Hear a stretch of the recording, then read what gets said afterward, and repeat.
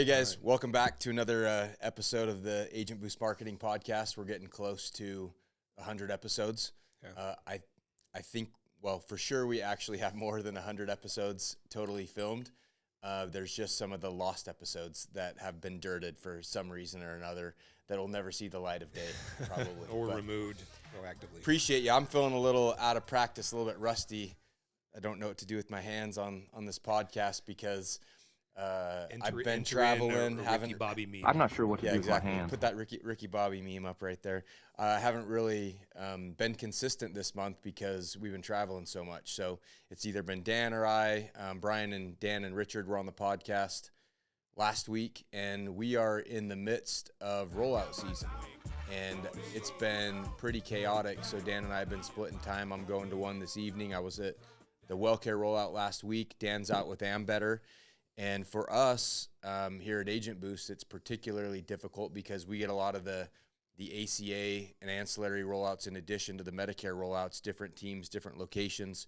And so we're just, we're on the road for about 6 to 7 weeks. So it's really great spending time with a lot of these carrier partners. A couple rollouts already have happened, though, right? Yep. Yeah, we've had a couple of rollouts. So our partners at SMA ended up going to the Aetna rollout. I believe that was out in Florida. We split time. And WellCare had their rollout. That's why we had Richard out last week. He was the one that, supported and facilitated that for them. We had that here in Salt Lake City, so it was lucky that Dan and I did not have to travel.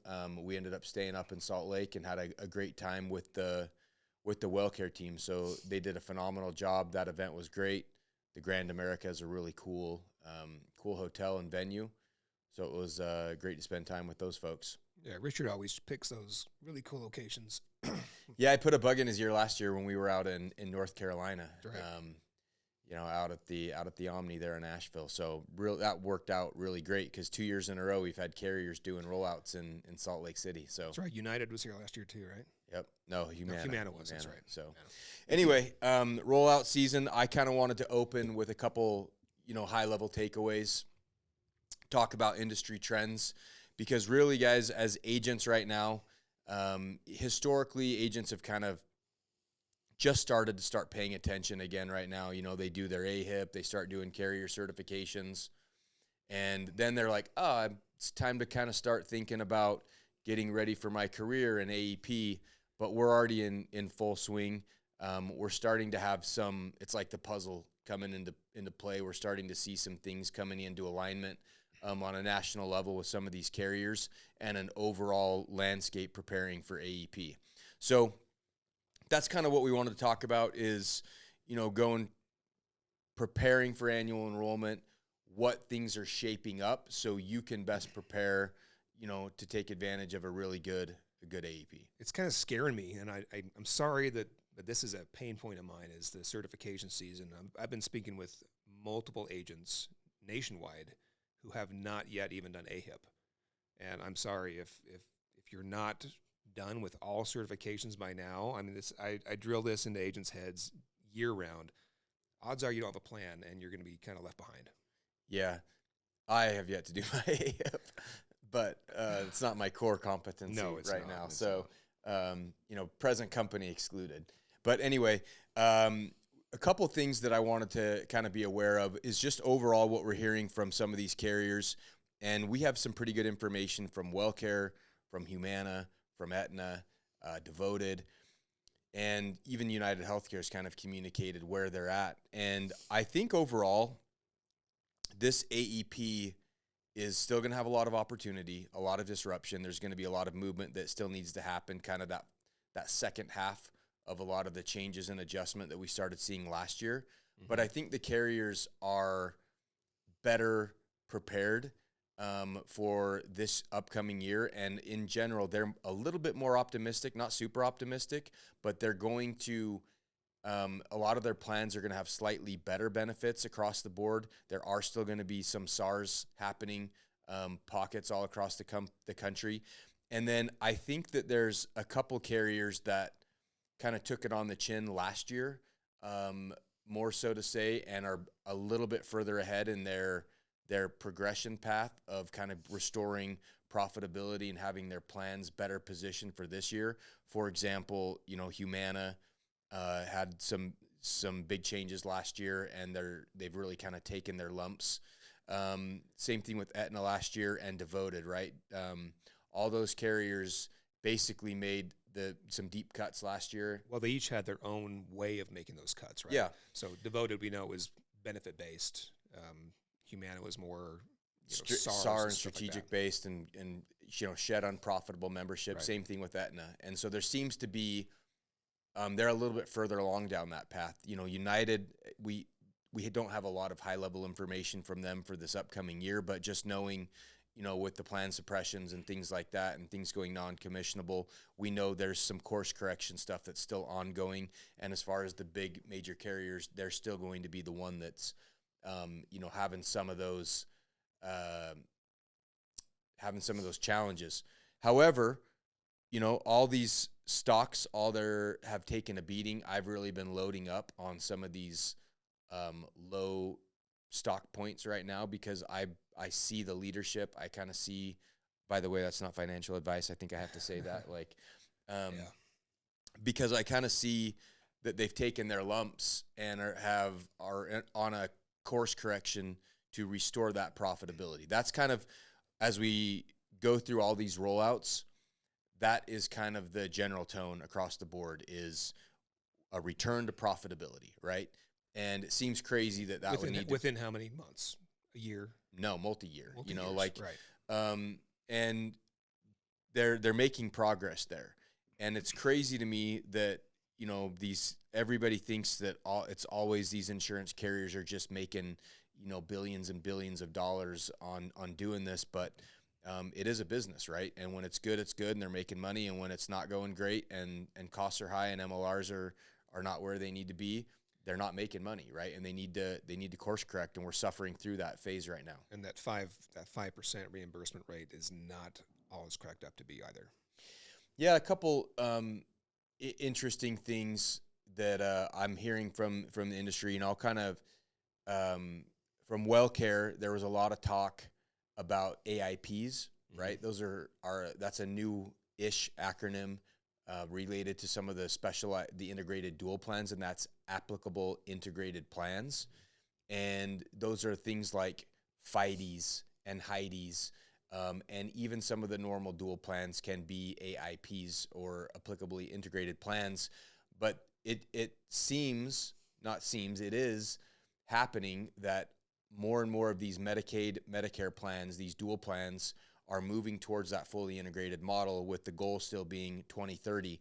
And there's big movements this year in some of these states across the country where there's going to be massive opportunity zones for D-SNPs. We have many of those areas and opportunity zones. Hopefully you're with an FMO or a partner that can kind of steer you in the right direction, but there are going to be millions of people who are going to be eligible for these types of plans. And really, just if you guys don't know what an AIP plan is, or a HIDE or a FIDE, highly integrated dual eligible or fully integrated dual eligible plan, you really should educate yourself on the nuances of those in your local markets in specific. But the way that these plans work, just in general, is there is and historically has been problems with Medicare and Medicaid aligning together with their benefits and the dollars that they provide, and building those into a plan that maximizes those benefits and gives real coordinated care to that beneficiary. And you might think, well, we've had dual plans for a long time, and that's been mixed results, right? It's been mixed results as far as the operational efficiencies there, the coordination of care, and ultimately being able to take these state Medicaid benefits.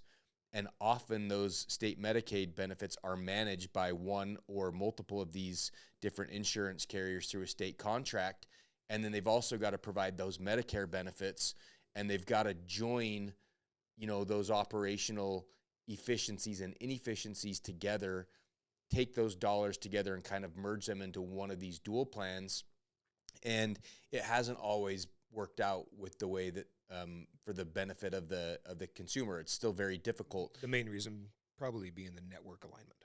Network alignment, benefit alignment, dollars, who's paying what. And you would think okay, whoever's the dual plan, you take the Medicaid dollars and you take the Medicare dollars and you just suck those both up and then you build them into a plan. And that's kind of how it's worked. But that hasn't really given full benefit access to a lot of these plans, and it hasn't necessarily coordinated, care and outcomes and results across the board. So there's an increased focus on getting those dual plans to be more aligned. And so it's definitely going to benefit these insurance carriers that do have the state Medicaid contracts, who are managing the Centenes, the Molinas, Aetna, CVS. Those carriers so far have all messaged out that duals are a massive part of their strategy, especially over the next 5 years, right? What happens after 2030 when all those dual plans are fully aligned? That's anybody's guess, but it seems like there's a little bit of a gold rush right now on that dual space side of things. Dual as well, but I'd also include just special needs plans in general. Chronic special needs to be specific. Yeah. That's a huge, huge move this year. Yeah, chronics. WellCare is not moving largely into the chronic space. No. They basically are like, hey, we got so much bandwidth. Here's where we're operationally focusing on right now and expanding the empire. But they also know they're going to grow by default. Correct, and it's in duals, and it's in these AIPs, right? And it's in kind of hold the line, keep restoring profitability, and keep working there. We'll talk about the chronics here in a minute, but just kind of wrapping up my thoughts, at least with WellCare in particular, and all these carriers, they're always working on getting better, like operationally more efficient. And WellCare has, taken heat over the past couple of years for some operational inefficiencies. And basically everybody that was there, all the partners, distribution partners, universally agreed that they're getting better and better every year. Good. Sometimes it feels like you're riding, trying to turn the Titanic, so to say. And that's really the way it is. When you think of all these large multi-billion-dollar companies that have grown a lot by acquisition, and there's just systems and processes and bureaucracy and government regulation, it takes a long time to, iron out operational inefficiencies, but they're doing a great job there. And, WellCare's team is second to none. Their whole leadership team is always great. We like spending time with those guys. From our notes, the kind of shifting gears a little bit with Aetna, they're going very heavily into C-SNPs across the board. A lot of other carriers, Devoted is going C-SNPs, and there's a couple of reasons why, right? It's a great MOC, model of care that's able to connect those chronically ill and people with good plans that are specifically tailored for them to get good outcomes. But it also is now allowing mechanisms to unlock things like SSBCIs and things like that are built into those, so they can still get those really good, sexy benefit-like plans with the chronics. Yeah, I want to interject a little bit about the chronic plans there, because we have one here locally in Utah, and we have a huge distribution, subset of agents locally. I've spent the past couple years, helping local agents identify those C-SNP opportunities, because I'll tell you what, if you are not understanding that a lot of your current clients qualify for C-SNP benefits, you're missing out, and you'll lose those clients to other people, other agents that are smarter. And Did you got a frog in your throat? I know. Take a drink. It's weirding me out. You're sounding like an old man. I think I need to talk a little bit lower. There you go. Yeah, continue your thought.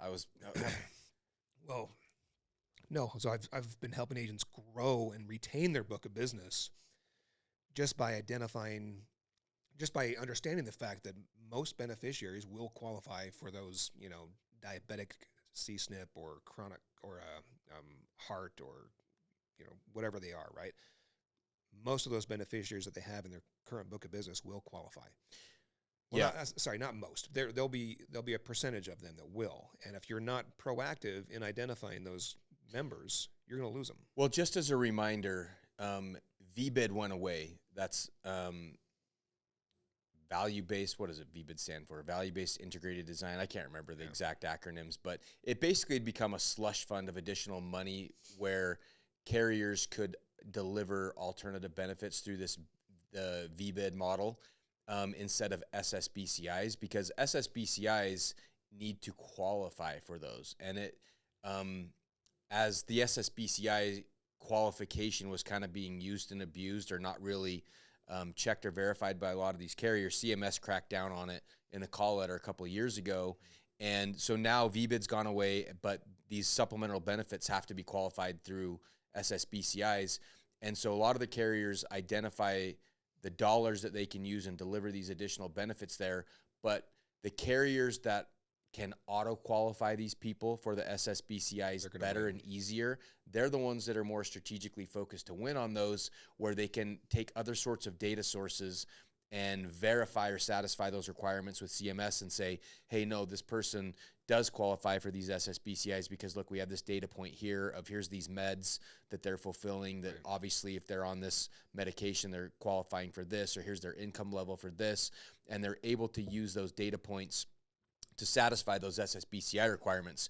So it's become a little bit of gamesmanship from some of these carriers as to how easy are you able to verify these SSBCIs, because I do think there are going to be some carriers that come into the marketplace with benefits that are going to be available, but they are going to have to qualify them through SSBCIs, and you're going to have a lot of frustrated beneficiaries because agents will not really understand that they're going to have some sort of qualification mechanism happening there. Right.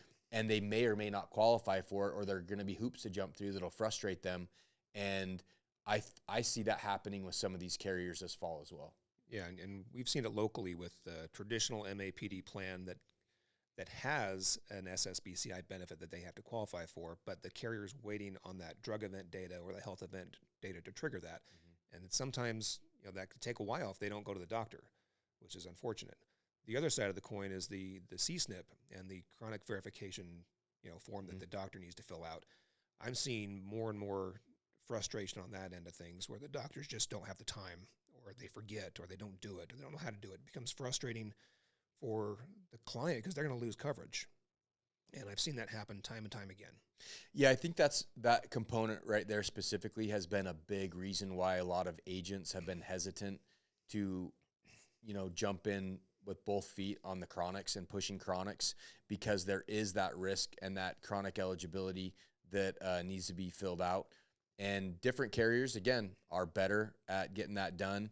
But again, it is a little bit of a lift on some of these doctors and these providers' offices, and it's going to be a mixed bag of who's trained to do that and who's able to support that. We do know, because there were major headlines that I don't think we've talked about, that Humana was pulling back prior authorizations by, what was it, 80%? It was something It's huge. It was statistically significant. Yeah. And that was because, it had become a major hot button issue from CMS, saying, the prior authorization game had just become so ridiculous. Even my own mother with one of our local carriers, wasn't able to get her CT scan approved because it was getting jammed up with prior auths. And it's just, those are... Which was a third-party vendor that actually... yeah, exactly. But, you talk about really wanting to piss beneficiaries off and doctors. That's the kind of stuff that insurance carriers do, where it's like, hey, I obviously need this thing done.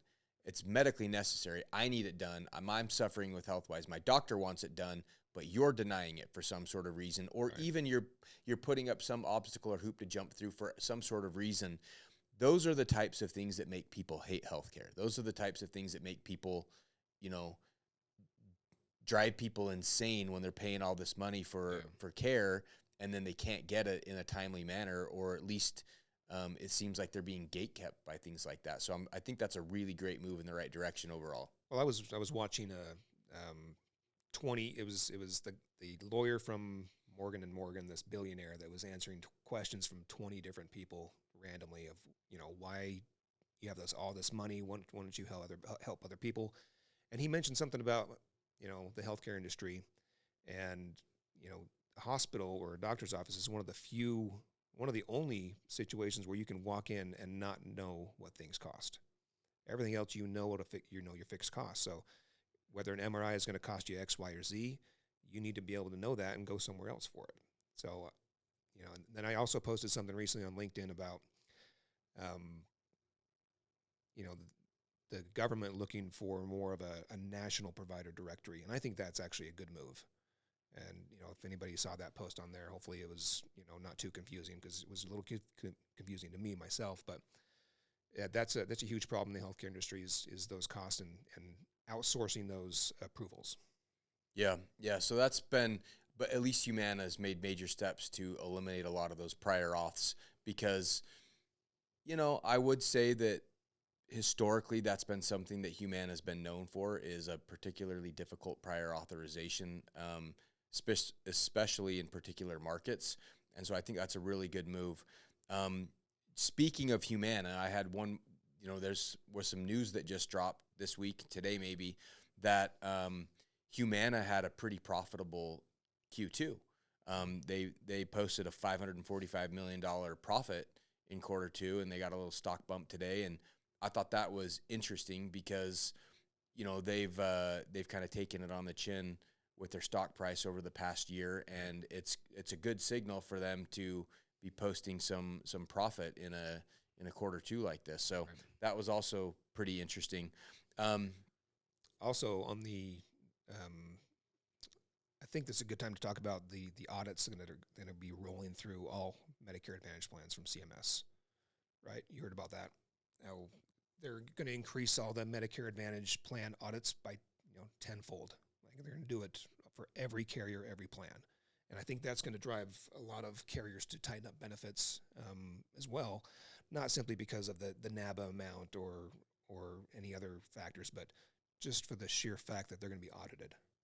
They're going to tighten up benefits.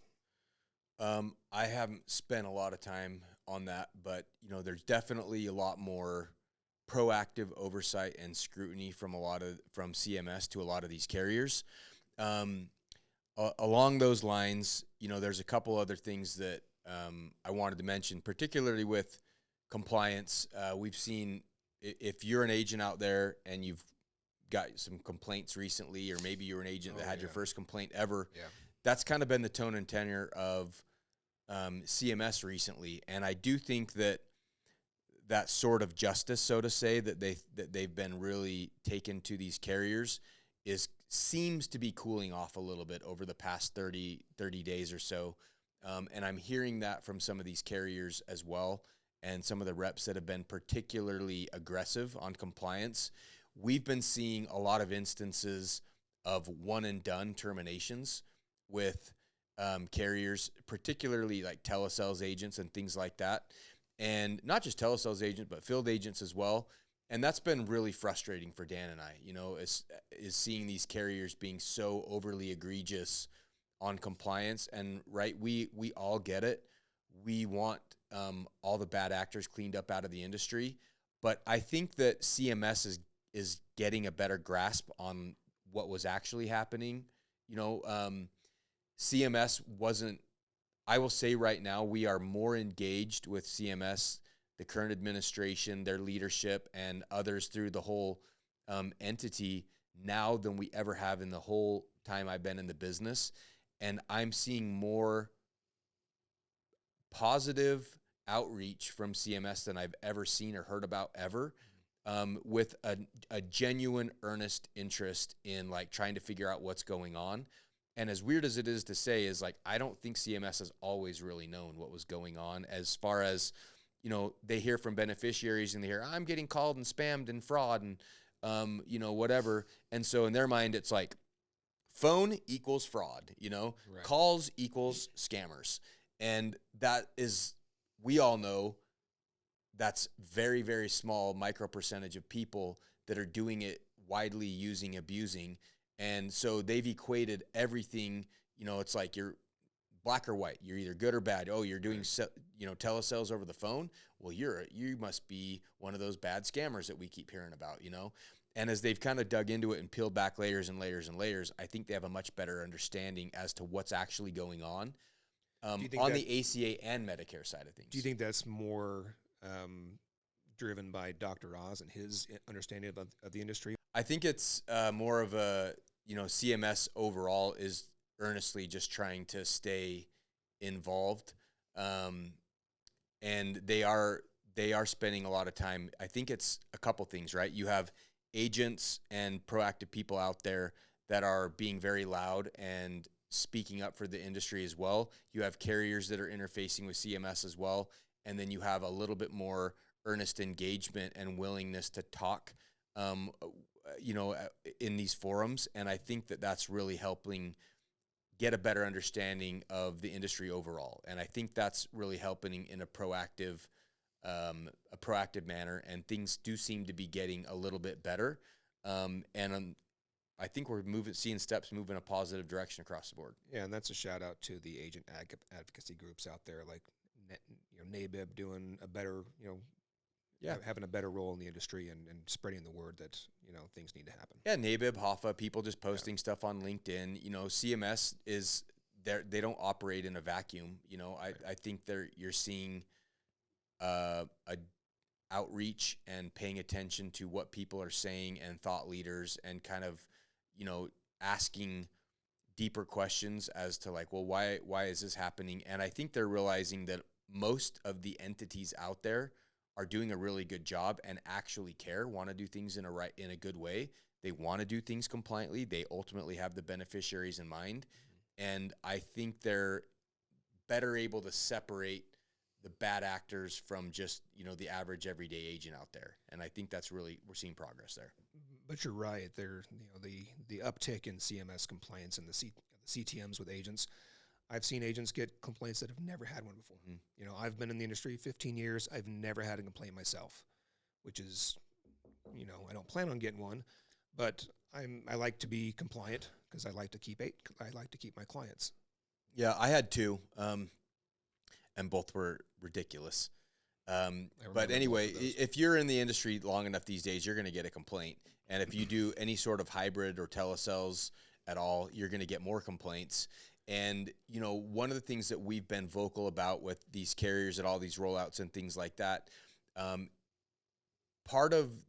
if anybody from CMS actually does listen, a lot of it's a problem that you're causing, right? We've used the analogy that if you were a cop and you follow somebody for a certain distance or certain amount of time, you're probably going to find something that they did wrong on the road, right? Oh, you forgot to use your signal there. You didn't 3-second stop there. You rolled through it, whatever. Yeah, and analogy. It's the same thing with CMS, because what happens is if somebody enrolls or changes their plan and they have any sort of problem and they call in and get a CTM, they call into Medicare, the only way they can change their plan is if they file a CTM. And so they're almost coached or forced to file a CTM. And I've heard statistics from some of the carriers that 75% of a lot of their CTMs, they never even got a chance to respond to, right? They came right from Medicare. Somebody gets enrolled in the plan. Oh, I'm going to call Medicare and file a complaint. Right. And then at that point, you can't even really dig into figuring out what's going on. But there's also bad actors out there that are telling beneficiaries proactively to make a complaint so they can switch their plan. Yeah, or you have agents out there who hear, my client signed up from somebody over the phone. I got to get those SOBs, and let's go file a complaint on them.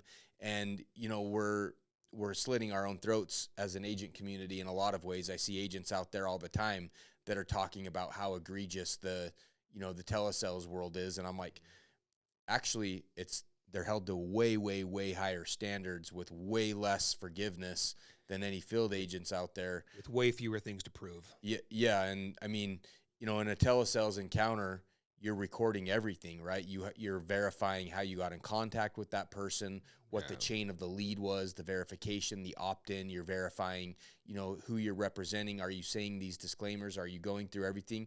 And basically, then those calls and those sales interactions get held to, you have to be 100%, and there's a lot more checklists and things that you have to do over a telesales thing than I know most field agents ever follow. Let me correct my statement. I said very fewer things to prove on the field agent side.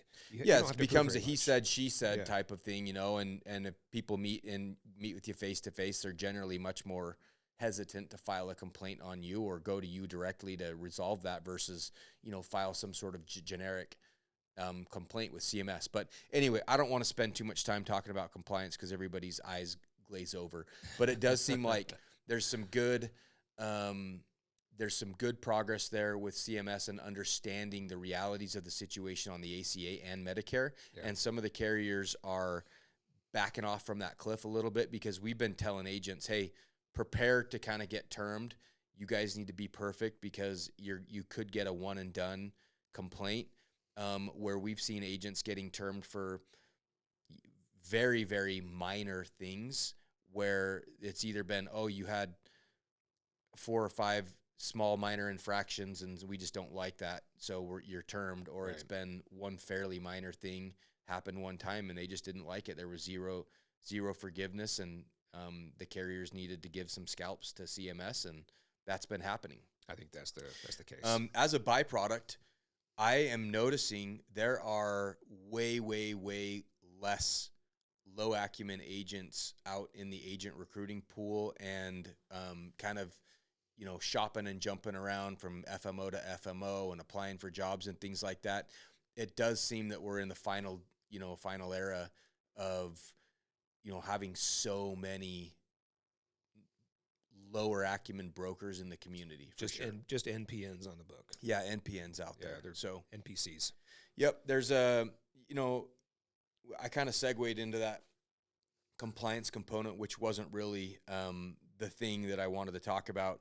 But overall, just getting back to how you can kind of gearing up and overall landscape for 2026, I think there's going to be carriers that do a good job and win. I think the other thing that I'm really seeing and I'm concerned about right now is I do think we're going to see some Medicare barren wastelands of plans. And what I mean by that is there are certain areas, and a lot of them are rural areas across the country, where MLRs and loss ratios are just really bad, and carriers are pulling out and SARring their plans because they have no way to make those plans profitable. And I think you're going to have a lot of beneficiaries who ultimately are left without a good quality Advantage plan. And if they are going to a supplement, it's going to be a very, very expensive supplement with a very expensive PDP plan as well. So I know of a handful of these areas across the country that I'm concerned about. And I think that's going to be one of these next issues on the horizon that CMS needs to fix, is these barren wastelands of quality coverage. Yeah, we thought the Medicare supplement market was on the downturn. We're actually going to see that start ticking up, I think. Yeah, I think that, I don't know if I'm going to see it tick up, but there's going to be a forced need in some of these areas where people are going to have no other option. And I don't think that they're going to want that. And I think that, as a strategy perspective with agents, of course you want to help your clients, but a lot of times that's going to be the only option, and it's going to be forced guaranteed issue. As we all know, commissions generally aren't great there. The carriers don't necessarily like it because then they're getting forced on a lot of these high risk, high cost, high utilizers. And then of course, what do? They have to increase premiums even further. So there's some systemic issues across the country, and a lot in some of these rural or these difficult markets where profitability just is really difficult, that I think need to be solved long term. But that is something that I'm really aware of as I start kind of becoming aware of some of these pockets across the country that are getting SAR'd, and I go, well, who's going to pick up that business? Right. There's nobody left. There's no carriers with a decent plan, and we got to go back to cost plans, and we got to go back to PFFSs or Medicare like Part that. E. Yeah, heaven forbid. So, there will be some areas like that need to be addressed, because there are some states, even like Wyoming, where I go, things are not looking great for the Advantage, plans there. Yeah, all those suppressed plans, non-commissionable plans.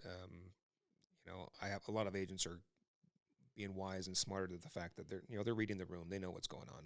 Yeah, I mean, they historically those plans may be, just speaking universally, but that may be a key that those plans may be SAR'd because they're not profitable. That's not a universal fact, but it's generally a pretty good indicator. A couple other things, guys, going on as we've been talking about. Maybe people are going to have no other choice but get on a supplement. Part D premiums are going to be up this year for sure. Yeah. As we've talked at length on this podcast about with the effects of the Inflation Reduction Act passed and that the other shoe's kind of dropping, CMS didn't really let that shoe drop all the way again this year. They kind of still stepped in. But why don't you kind of lead out on that? I mean, you've done quite a bit of research on the Part D.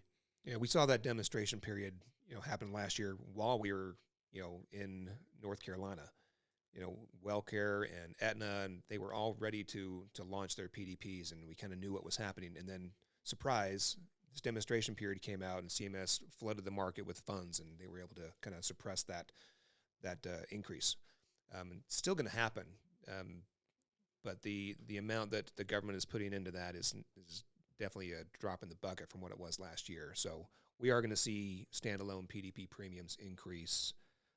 Adjusted drug lists here or there just to kind of, cost contain and make sure that they're not horribly, going to disrupt the market. But keep in mind that, the Inflation Reduction Act and the 10 new drugs that are going to be able to be price negotiated for January, all those high cost, heart drugs and diabetic stuff, that's going to drive a lot of movement as well.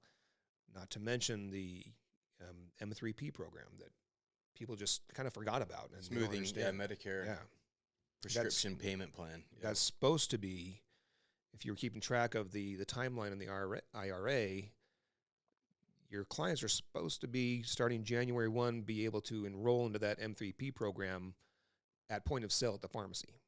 And the pharmacies that I've talked with and the agents that are working with pharmacies as well, they are in no way, shape, or form ready to take that on. And it's going to be very, it's going to be disruptive for one thing. So still understand how to help your clients enroll into that M3P program if they're going to benefit from it. Yeah, just kind of looping back to the implementation of all the effects of the Inflation Reduction Act.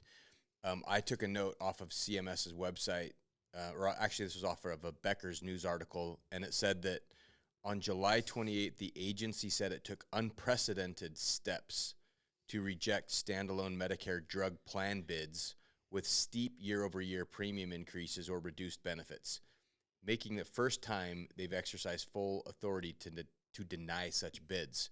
So I thought that was pretty crazy because basically the carrier said, oh, well, with everything included and with, the reality being what it is, here's our bids and what our premiums are going to be. And CMS took unprecedented steps to say that can't happen. And I think that's pretty telling because, we have a different administration, a different, political leadership, and they went, oh no, we got to interject on that, and we can't let that happen. So they basically let some of these prices go up a little bit, but they're not going to go up as much as they should.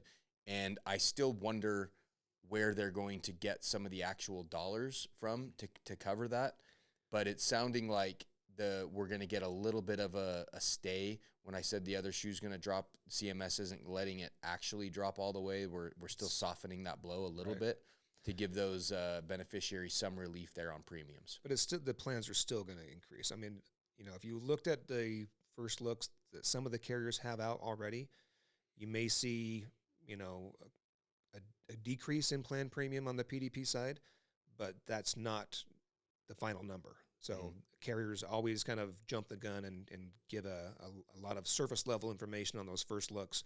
And then the NABA comes out and then everything kind of changes. And the rebates, and they got to kind of change everything. And I've had carriers tell me hey, it doesn't benefit us to put our benefits out early anymore with this much chaos and this much uncertainty. So that's why you're seeing such a resistance to kind of put out, actual dollar amounts and plan benefits out into the marketplace. Which is frustrating for agents who used to prepare well before September, right?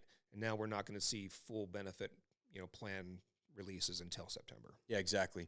And kind of just, wrapping all this up, what we've been talking about and, kind of putting a bow on it, what you could and should be focusing on this year as an agent or agency or carrier is you should be putting the initial plans into play of what you're going to be doing for AEP, right? If you're an agent, you should have a pretty good idea by now of what plans are going to be exiting, if any, who or which clients on your book of business are going to need to be moved. And you should be kind of focusing on reaching out to those people proactively, making them aware of industry changes. You can't talk any sort of plan benefits or anything, of course, obviously until October 1st. But what you'll start seeing is, here in September, all the ANOCs are going to go out, and you're going to start seeing people reaching out. And I would be getting a game plan of this segment of my book of business needs to be serviced in one way, shape, or form. It's looking like I'm going to be able to move them here. Here's kind of my plan of action there. And then I, as an agent, I'm coaching all of our agents to take care of a lot of that service work, tee it up October 1st through the 15th of when you can start talking about actual plan benefits, right, and teeing up those enrollments that may need to be changed, and really kind of taking care of all your service work through the first work of AEP, and then shift into full attack mode, right, where you're taking advantage of those shifts in the marketplace and you're adding and augmenting to your book of business. I'll adjust that a little bit. So yeah, service work, absolutely take care of that pre-AEP. But if you are in an area or you service areas that will have SARs, and just so you know, all carriers who are going to SAR have already submitted those last month. So they already know what plans are SARing, and if you don't have an idea, that's unfortunate, but don't be surprised when the SARs come out. But if you do fall in those, if you have some clients that will be SAR'd or will have to have plan moves, make sure you reach out to them. Don't worry about moving their plans right away. I mean, you can't, yeah. Yeah, you have, obviously you have an extended SEP. You can even work past December 7th and focus on those members if they trust you enough to wait that long. Yeah, I don't know. I would rather shore up the book, right? Retain everything, protect the house, and then move into growth mode seems like a better overall strategy across the board. Yeah. Because what'll happen is if you have people that want that help or are concerned about it and you keep making them wait, they're gonna move with another agent or probably I get that, be susceptible. But it's hard to grow if you're already at a certain level of clientele. It's hard to grow in years like this. So it's a protection year for a lot of agents, and if you don't have the right outreach campaigns or the right marketing strategy to reach your clients, it's going to be hard to keep them. Yeah, there's a lot of carriers across the board right now, some of these blues, where they're basically exiting or eliminating their entire plan portfolio and hoping that the agents just rewrite them on a new plan. Like, oh, hey, that one's dead, that one's gone. Thanks for, everything there, but we've killed that off. Here's our new one where we actually think we're going to be profitable on. Please move everybody there. We can't crosswalk them. And trust us. Trust us this time. Yeah. Hopefully we keep paying you your commissions, or we restore commissions on this plan.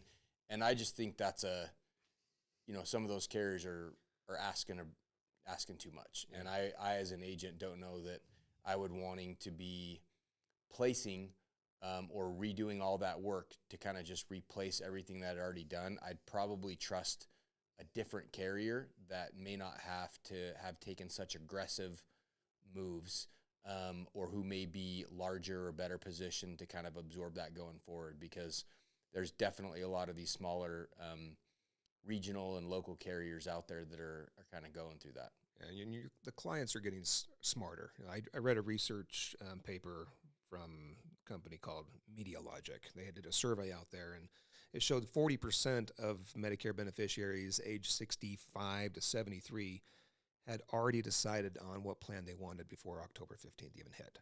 So they're getting smarter. They're reading ANOCs. Then, because of all this disruption that's happened years before, they want to get ahead of the curve just like the agents do. So don't be surprised if your clients already know what they want to do.